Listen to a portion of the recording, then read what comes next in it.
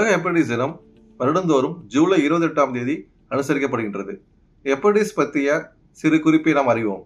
Hepatitis என்பது நமது கல்லீரலை தாக்கக்கூடிய ஒரு வகையான இன்ஃபெக்ஷன் ஆகும். இதில் பல வகையான கிருமிகள் தாக்குகின்றன. குறிப்பாக ஏ கிருமி, பி கிருமி, சி கிருமி, டி கிருமி, இ கிருமி போன்றவையாகும்.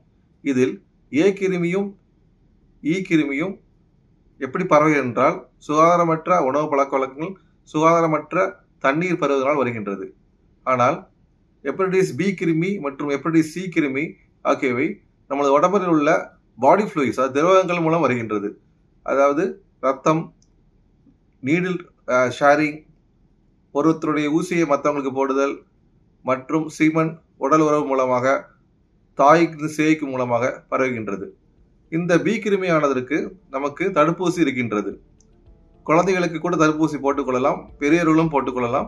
3 டோஸ்கள் போட்டுக்கொண்டால் போதுமானது. நம்ம இந்த பி கிருமி நாம் தற்காத்துக் கொள்ளலாம். அதே சமயம் ஹெப்படைட்டிஸ் சி கிருமிக்கு தடுப்பூசி இல்லை. ஆனால் மருத்துவங்கள் உள்ளன. மருந்து மாதிரி எடுத்துக்கொண்டால் அதனை பரிபூர்ணமாக குணப்படுத்தி விடலாம். நன்றி.